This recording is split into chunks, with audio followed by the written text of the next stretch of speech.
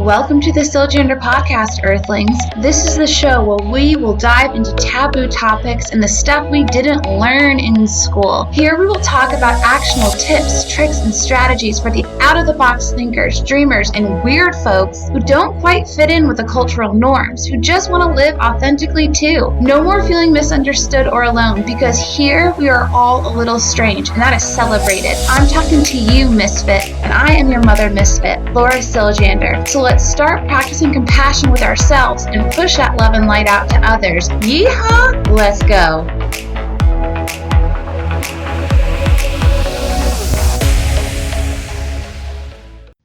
Greetings, Earthlings, Misfits, Namaste, Shalom, what's up? Let's just take a moment to check in to see what mood you're in and how you're doing. We'll call it our mindful moment. We've done this a few times. If you've listened before, how are you doing? Are you mad, sad, happy, pissed off? That's fine. But put a word to how you're feeling right now. Could be tired and exhausted, and that's just your new normal right now.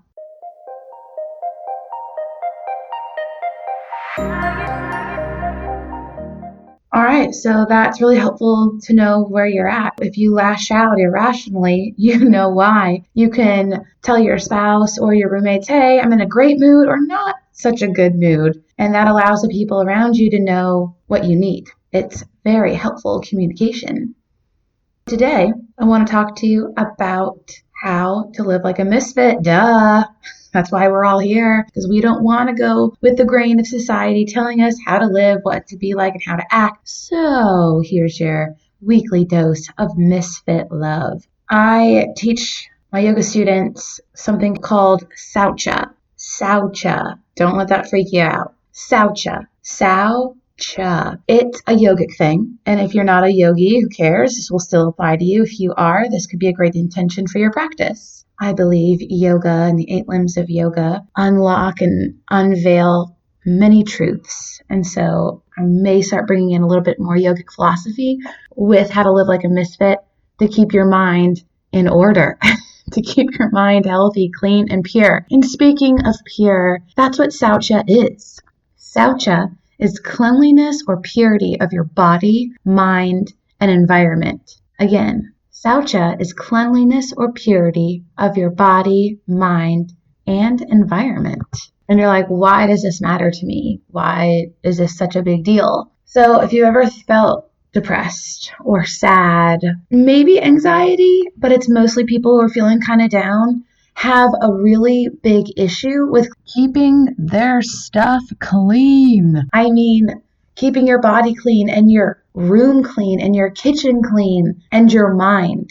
A lot of people have trouble with this. And when I meet with my clients, I often ask, what does your space look like? And sometimes they'll say it's cleanish. It's cleanish. I'm like, well, do your roommates or spouses, whoever lives with you, say to clean up your stuff? And they're like, yeah. So sometimes I feel like our environments are a direct reflection on what's happening internally. Our environments are like a mirror for what's going on internally. If your space is spotless, if it's super clean, perhaps you've got some control and anxiety going on there. It's a really good way to look around your space and say, is my life so wild right now and my space is reflecting in that? Dishes everywhere, just clothes strung about, nothing's put away. Is that a reflection of what's going on inside? Or is your place really clean, super clean, and you know that you're a little bit of a neat freak and you like control? Not saying this is a good or bad thing. It's just a thing to look around your environment, even your car, and think, what's going on with my environment? Because your environment affects you. It so does. So let's go into that a little bit. Let's start with the body. So if you just think about the body, like just keeping it clean. And I'm not saying you got to scrub every single day. I mean, no, I don't even do that. A way to think about keeping the body clean is to honor the body, because the body is the home for our soul and our heart and our kindness and our love. This body houses all of that.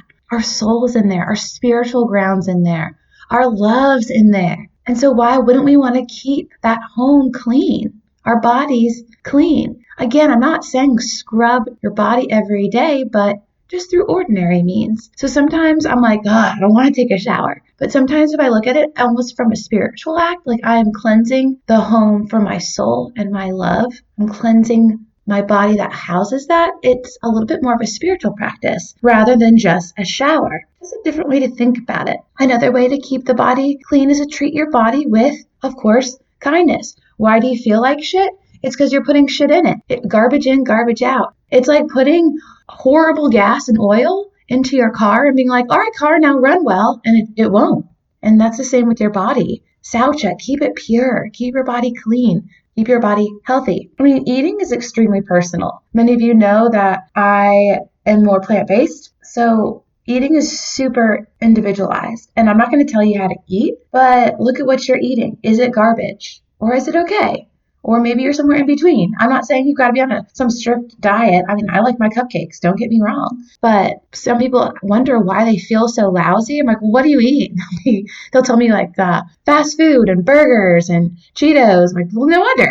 You don't feel good. You're not giving yourself good fuel. So this act of keeping our body healthy and clean and orderly, it's keeping the home for the soul clean. I know I keep honing in on this, but when you look at it from this frame of mind, from this standpoint, these things that we do with our body start to change. You want to nourish it. You want to feed it well. You want to keep it clean. When you look at it from that standpoint, because a lot of us look at our bodies every day. It's just our bodies. It's just the way they are. We either love our body, hate our body, or somewhere in between. But can we think about it from the standpoint of it's home for our soul. It's the home for our spiritual ground. It's the home that we use to love our kids, our spouses, our friends, and our family with. Our passions are in here. Keep it pure. Keep it tidy. Saucha, cleanliness. It's a yoga thing, but it's also a misfit everybody thing when you look at your body this way.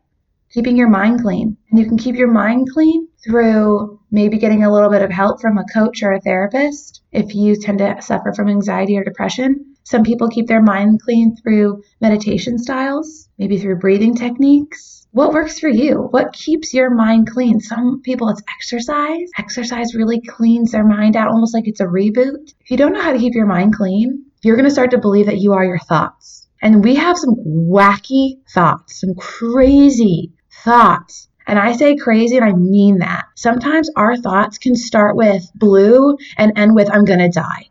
You know what I mean? Like it goes into this huge snowball effect. Like we start off with the weirdest thing and then we end up with this horrible thought. If you're not keeping your mind clean, how can you decipher what's true for you and what's just a thought? And that's when anxiety starts to kick in and a lot of stress. Again, this may be something you need to explore with someone because you are not your thoughts. And if you don't believe me when I say this, or you're like, well, that's very yogi of you, I mean that. Next time your thought process goes like off the cliff somewhere wild, that's not you. So how can we keep our mind pure? Because again, super important. You only get one, at least for now until who knows what the future holds. I won't go there. So how to keep your mind clean? You need to figure out a way. Get some help. Start some meditations. Meditation is really hard at first. It really sucks at first. I'm not going to lie. It really sucks. It's like going to the gym and being like, I can't do this. It's super hard. And you feel awkward doing it. And you're like, this is a waste of time. But once you get past that, this is a waste of time. Feels awkward. This is weird. And you get to that other headspace, you get it. It's like starting to run again. And you're like, I can barely run a quarter of a mile. Barely. So you're like walk running. Do the same thing with meditations. I've got some meditations on YouTube. You go to my YouTube channel, just look up Laura Siljander. I've got some 8-minute meditations on there. You can give it a try. It's going to feel weird, but that's fine. Just lean into it. It's just like going to the gym. The more you exercise that muscle, the more that you run, the stronger it's going to get. Same with meditation.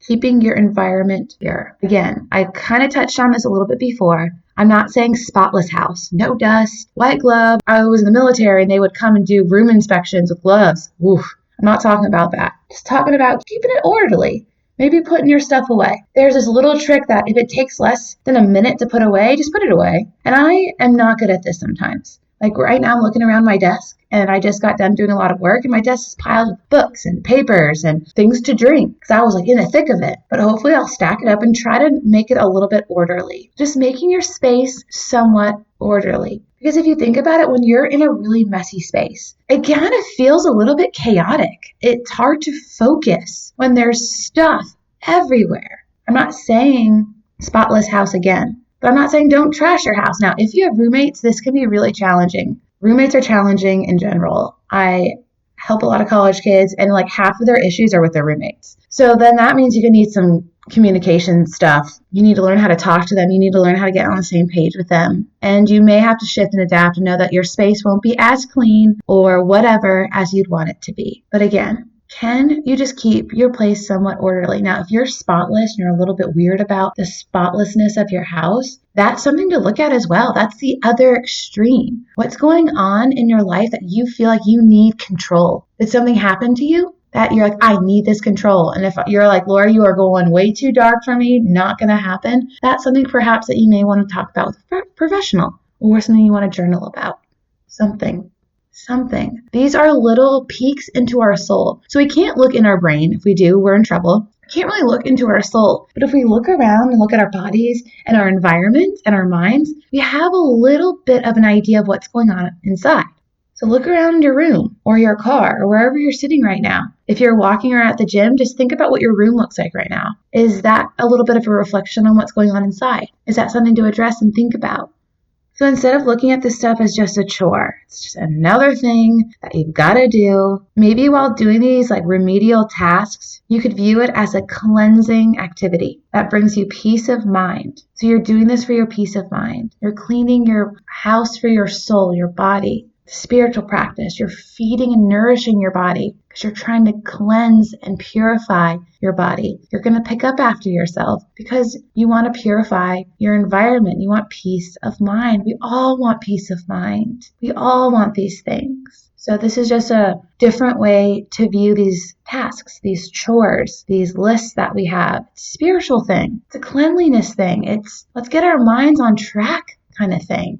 All right. So next time you take a shower, think of it as spiritual practice. Next time you are eating or sleeping, you are purifying the house for your soul here. Next time you pick up after yourself, it's going to help your mind work. If you're a yogi and you want to practice saucha on your mat, you're practicing through asana to keep the body, or those postures to keep the body strong. And then you're working on that meditation and that breathing to keep the mind pure. That's a great intention to stick right there. I'm doing this from a different place, a spiritual place. All right, that's how to live like a misfit for this week.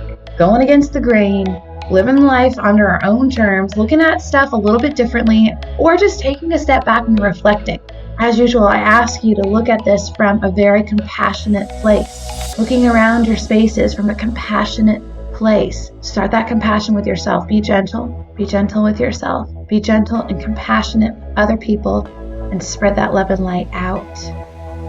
I'll talk to you next week. Shalom.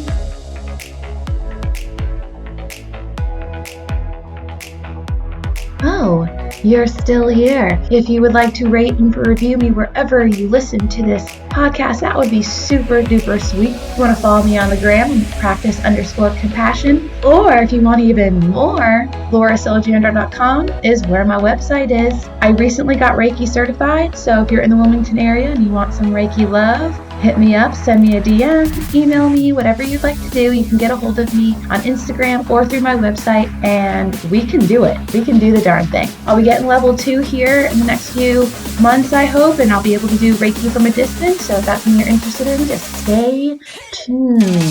All right. Bye now. For real this time. Meow.